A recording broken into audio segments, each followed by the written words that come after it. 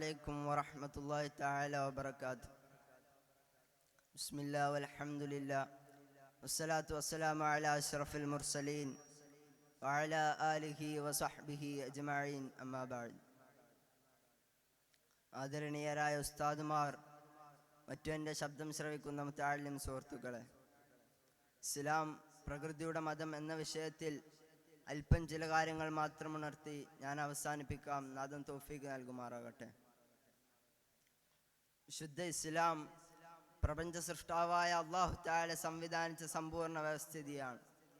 ത്രികാലജ്ഞാനിയായ അല്ലാഹു തആലയാണ് ഇതിൻ്റെ സംവിധായകൻ എന്നതുകൊണ്ട് തന്നെ ഏത് കാലത്തേക്കും ഉപയുക്തമായ രൂപത്തിൽ സർവ്വലൗകികവും സർവ്വജനീനവുമാണ് വിശുദ്ധ ഇസ്ലാം. എന്നുവെച്ചാൽ ഏത് ലോകത്ത് ജീവിക്കുന്നവർക്കും ഏത് കാലത്ത് ജനിക്കുന്നവർക്കും പ്രായോഗികമായ രൂപത്തിലാണെന്നർത്ഥം. ഇസ്ലാമിൻ്റെ ആരാധന രീതി തന്നെ പരിശോധിച്ചാൽ ഒന്നാമതായി നിസ്കാരത്തിലൂടെ പലതും മനുഷ്യന് നേടിയെടുക്കാൻ കഴിയും. അവൻ്റെ സൃഷ്ടാവുമായുള്ള ബന്ധം കൃത്യമായ 5 രൂപത്തിൽ നിർവഹിക്കുമ്പോൾ മനസ്സും ശരീരവും ശുദ്ധിയാകും. അതിനോടുകൂടെ അല്ലാഹുമായുള്ളൊരു ബന്ധം കൂടി ഉണ്ടാകും. കൂടാതെ ഏറ്റവും നല്ലൊരു വ്യായാമം കൂടിയാണ് നിസ്കാരം. ഒരു എക്സസൈസ് ആയിട്ടല്ല നാം അതിനെ നിർവഹിക്കുന്നതെങ്കിലും നിസ്കാരം അതിൻ്റെതായ രീതിയിൽ നിർവഹിച്ചാൽ ഒരു യോഗ നടത്തിയതിനേക്കാൾ ഫലം ലഭിക്കും. മറ്റൊന്ന്, നിസ്കാരം കൃത്യനിഷ്ഠതയെ വളരെയധികം പ്രോത്സാഹിപ്പിക്കുന്നുണ്ട്. ഇന്ന സ്വലാത്ത കാനത്ത് അലാ മുഅ്മിനീന കിതാബൻ മൗഖൂത. നിസ്കാരം സമയബന്ധിതമായ രൂപത്തിൽ നിങ്ങൾക്ക് നിർബന്ധമാക്കി എന്നാണ് പറഞ്ഞത്. അതൊരു സെക്കൻഡ് പോലും അങ്ങോട്ട് മാറാതെ എത്ര കഷ്ടപ്പെട്ടാലും എത്ര പ്രയാസങ്ങൾ സഹിച്ചാലും അത് ആ സമയത്ത് തന്നെ നിർവഹിക്കണം. അത് ഏറ്റവും വലിയ ടൈം മാനേജ്മെന്റിന്റെ രീതിശാസ്ത്രമാണ്. ഇനി ഇസ്ലാമിന്റെ മൂന്നാമത്തെ കാര്യമായ സക്കാത്ത് നോക്കുകയാണെങ്കിൽ, സക്കാത്ത് നമ്മുടെ സമ്പത്തിനെ ശുദ്ധീകരിക്കുന്നു. അതോടൊപ്പം മറ്റുള്ളവരിലേക്ക് നമ്മുടെ സമ്പത്തിന്റെ നിശ്ചിത ഭാഗം പോകുമ്പോൾ എല്ലാവരിലും ഒരു സാമ്പത്തിക ഭദ്രത കൈവരുന്നു. മാത്രമല്ല, മറ്റുള്ളവരെ സ്നേഹിക്കാനുള്ള ഒരു മാനസികമായ സ്ഥിതിയിലേക്ക് നാം എത്തിച്ചേരുകയും അതിലൂടെ അവരെ കൂടി ചേർത്ത് പിടിക്കുന്ന ഒരു സമ്പ്രദായം നമ്മളിൽ അലിഞ്ഞു ചേരുന്നു. ഇസ്ലാമിന്റെ നാലാമത്തെ കാര്യമായ നോമ്പ് നോക്കുകയാണെങ്കിൽ, നോമ്പിന് ആത്മീയപരമായും ആരോഗ്യപരമായും ധാരാളം നേട്ടങ്ങളുണ്ട്. ആരോഗ്യപരമായുള്ള എല്ലാ കേടുപാടുകളും നികത്താൻ നോമ്പ് വളരെയധികം സഹായകമാകുമെന്ന് ആധുനിക സയൻസ് തന്നെ വ്യക്തമാക്കുന്നുണ്ട്. ഇസ്ലാമിന്റെ 5-ാമത്തെ കാര്യമായ ഹജ്ജിനെ കുറിച്ച് പറയുകയാണെങ്കിൽ, എല്ലാ മനുഷ്യരും ഒരുപോലെയാണെന്ന സന്ദേശം നമുക്ക് കൈമാറുന്നു. ഇതിൽ വർഗവിവേചനമില്ല.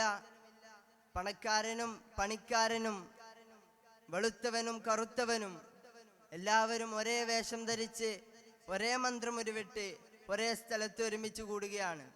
അതിനൊക്കെ പുറമെ ചരിത്രം സ്മരിക്കുക എന്നുള്ളത് വലിയ സന്ദേശമാണല്ലോ. മുൻഗാമികളെ മറക്കാതിരിക്കുക എന്നുള്ളത് അതും ഹജ്ജിലൂടെ സംഭവിക്കുന്നുണ്ട്. ഇസ്ലാമിന്റെ ഏത് സന്ദേശങ്ങൾ എടുത്തു നോക്കിയാലും പ്രകൃതി സംരക്ഷണം പരിഗണിച്ചിട്ടായിരിക്കും ഇസ്ലാം അത് കൽപ്പിക്കുക.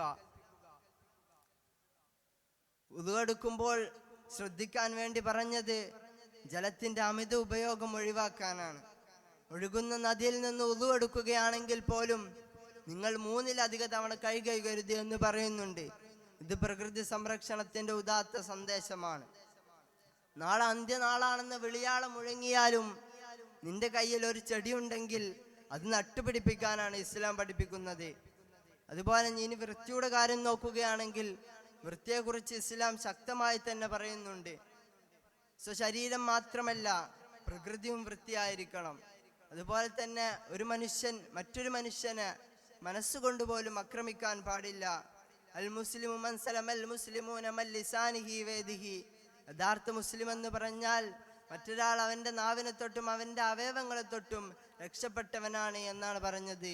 അതുകൊണ്ട് തന്നെ എല്ലാവരെയും റബ്ബ് സുബ്ഹാനഹു വ തആല പ്രകൃതിക്ക് അനുയോജ്യമായ മുസ്ലിമീങ്ങളിൽ എല്ലാവരെയും ഉൾപ്പെടുത്തുമാറാകട്ടെ എന്ന് ദുആ ചെയ്ത് ഞാൻ അവസാനിപ്പിക്കുന്നു. വാക്കുകൾക്ക് വിടാ. വാഖിറു ദഅവാനാ അൽഹംദുലില്ലാഹി റബ്ബിൽ ആലമീൻ. അസ്സലാമു അലൈക്കും.